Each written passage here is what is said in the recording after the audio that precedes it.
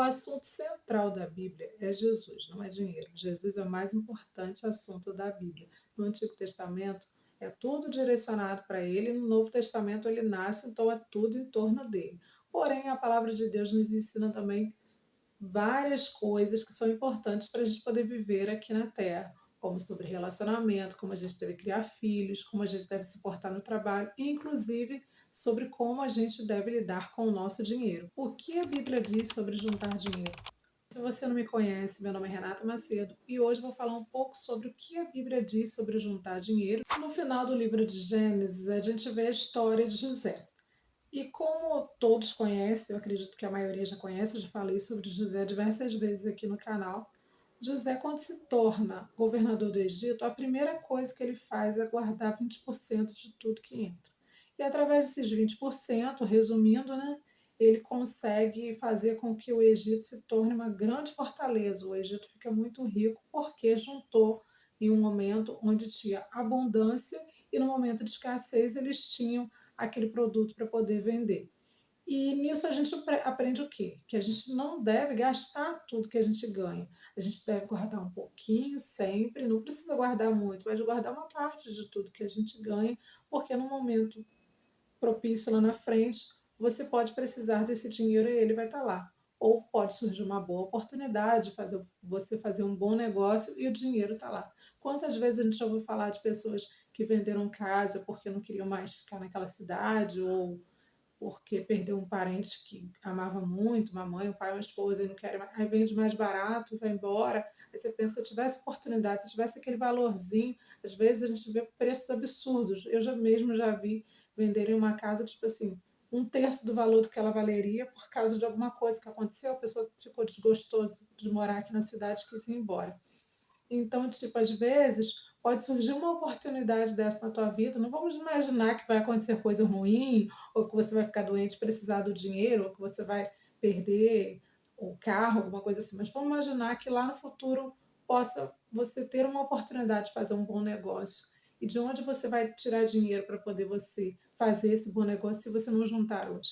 Então, assim como o José ensinou, nós precisamos juntar um pouquinho, não precisa ser tudo, um pouquinho de tudo que a gente ganha, para que lá na frente, né, a gente possa aproveitar boas oportunidades e estar melhorando as nossas condições. E além desse conselho de José, a gente vê também vários conselhos em Provérbios de Salomão, que foi o homem mais rico que já existiu na face da terra.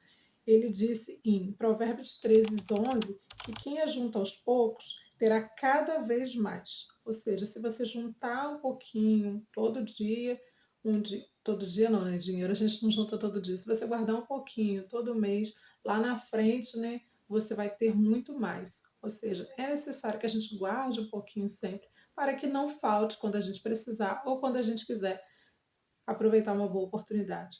Em Provérbios 6:11 também ele fala sobre o exemplo da formiga, né, que trabalha de noite e junta lá em celeiros, mesmo ela não tendo para quem dá satisfação.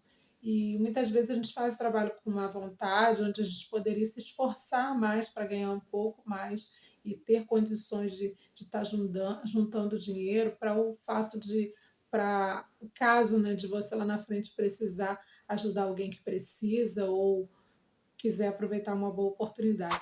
Eu decidi gravar esse vídeo porque eu estive conversando com uma pessoa um tempo atrás, é uma pessoa idosa. Aí eu falei, né, que a gente tem que guardar um dinheirinho, aí falei sobre o exemplo de José, e a pessoa me respondeu o seguinte, que não junta dinheiro, porque Jesus falou que não é para a gente se preocupar com o amanhã. Então eu parei e refleti sobre o assunto e cheguei assim, à seguinte conclusão. Jesus não disse para a gente não se preocupar com o amanhã no sentido de viver como se não houvesse amanhã. Ele disse para a gente poder viver despreocupado com o amanhã no sentido de viver no amanhã, ao invés de você viver o presente, você ficar ansioso e preocupado com o amanhã. Logo, juntar dinheiro não é errado. Na verdade, juntar dinheiro, como eu já disse anteriormente, é bíblico. Você só está se prevenindo, você só está fazendo um planejamento. Até Jesus disse, né, quando a gente fosse construir uma torre, algumas versões dizem casa, é para a gente poder fazer o orçamento antes, né, para poder não parar pela metade. Então, o próprio Jesus disse que é para a gente poder se planejar para a vida. Então, juntar dinheiro não é estar preocupado. Você coloca lá e vai viver sua vida normal, vai guardando, né, até o momento que você tiver o valor que você quer para realizar alguma coisa, ou se você não tem nenhum pensamento específico, aguardar aparecer uma boa oportunidade ou para fazer algo que você queira, não sei. Então, era isso que eu queria falar para vocês hoje sobre juntar dinheiro, porque o futuro é muito incerto, a gente deve confiar em Deus, mas a gente deve também ser precavido com as coisas, porque o próprio Jesus falou sobre essa questão de planejamento. A gente não deve ver a vida como se não houvesse amanhã. Amanhã ele existe, apesar da gente não ter certeza que a gente vai chegar lá, mas provavelmente a gente vai chegar e a gente precisa ter cuidado com ele. Não devemos viver ansioso com o dia de amanhã, mas nós devemos lembrar que ele existe, que a gente precisa se precaver. Tá ok? Muito obrigada por ter ficado até aqui. Espero que você tenha gostado desse vídeo. Se você ainda não tem costume de juntar dinheiro, que você comece, né? Nem que seja com R$ 1, R$ 2, mas que você comece a juntar, porque é tudo costume. Se você não consegue juntar quando você ganha o salário mínimo, quando você ganhar 10, 15, você também não vai conseguir.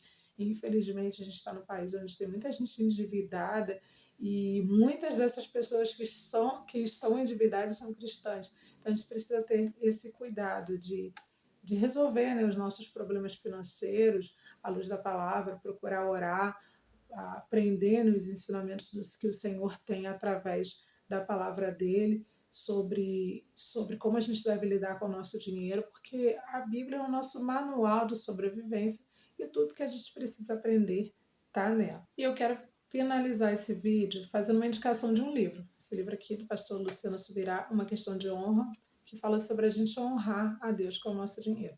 Já que esse vídeo a gente falou sobre dinheiro, eu quero indicar esse livro porque é um livro que fala sobre dinheiro, mas de uma forma diferente, de você honrar a Deus com o seu dinheiro e com as consequências, né, que você tem em viver assim. É um livro muito interessante, né, do pastor Luciano Subirá.